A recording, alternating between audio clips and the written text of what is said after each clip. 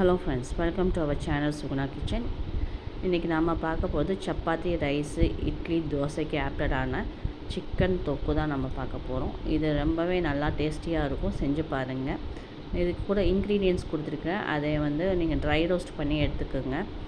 அது தேவையான அளவு எண்ணெய் ஊற்றி 2 பச்சை மிளகா, காரம் உங்களுக்கு நிறையா வேணும் அப்படின்னா பச்சை மிளகா நிறையாவே ஆட் பண்ணிக்கலாம். கருவேப்பிலை கொஞ்சம் ஆட் பண்ணிக்கோங்க. அண்ட் வெங்காயம், சின்ன வெங்காயம், பெரிய வெங்காயம் ரெண்டுமே நான் போட்டிருக்கேன். இதுக்கு வெங்காயம் சின்ன வெங்காயம் போடும்போது நல்லா டேஸ்ட் இருக்கும். பெரிய வெங்காயம் கொஞ்சம் ஆட் பண்ணிக்கிங்க, அதுவும் கொஞ்சம் நல்லாயிருக்கும். அப்போ அதில் 2 தக்காளி நல்லா போட்டு வதக்கிக்கிங்க. நல்லா வதக்கிட்டு அது கூடயே மஞ்சத்தூள், மிளகாத்தூள், கரம் மசாலா, மிளகுத்தூள் அதெல்லாமே போட்டு கொஞ்சம் கொஞ்சம் போட்டால் போதும். ஏன்னா ஆல்ரெடி நம்ம ட்ரை ரோஸ்ட்லேயே நம்ம போட்டு எடுத்து வச்சுருக்கோம்.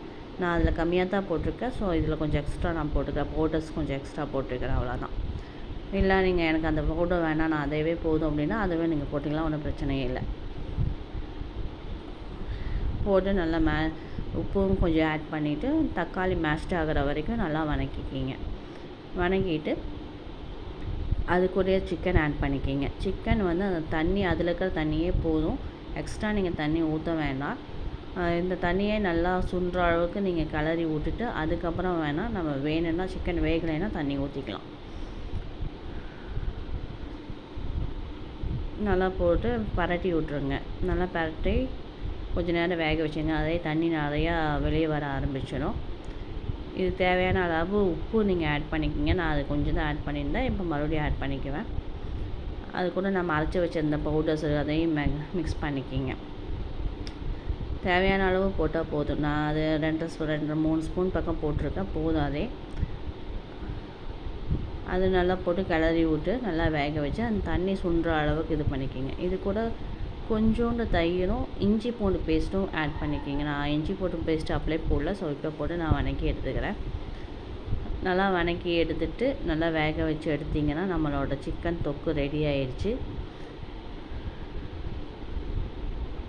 பாருங்கள், இந்த அளவுக்கு அதில் இருக்கிற தண்ணியே போதும் நமக்கு. நம்ம எக்ஸ்ட்ரா தண்ணி ஊற்றணும் அப்படிங்கிறதெல்லாம் இல்லை. இந்த சிக்கனில் இருக்கிற தண்ணியே நமக்கு போதும். இதே நல்லா சுண்டி வந்துடுச்சுன்னா அது சூப்பராக வெந்துடும். நீங்கள் மண் சட்டியில் செய்யும்போது பார்த்து கேர்ஃபுல்லாக செய்யுங்க. அது சிம்மில் வச்சுருந்தீங்கன்னா ரொம்ப நேரம் கொதிச்சுட்டே தான் இருக்கும். அதனால் இது சீக்கிரமாகவும் வெந்துடும். பார்த்தீங்களா, இந்த அளவுக்கு நல்லா டீப் நல்லா சிக்கன் வெந்திருக்கும். இது நல்லா டேஸ்ட்டாகவும் இருக்கும். இந்த மாதிரி செஞ்சு ட்ரை பண்ணி பாருங்கள். ட்ரை பண்ணி பார்த்துட்டு சாப்பிட்டு எப்படி இருக்குதுன்னு சொல்லுங்கள், கமெண்ட் பண்ணுங்கள். தேங்க்யூ டு வாட்சிங் அண்ட் சப்போர்ட் பண்ணுங்கள், சப்ஸ்கிரைப் பண்ணுங்கள். தேங்க்யூ.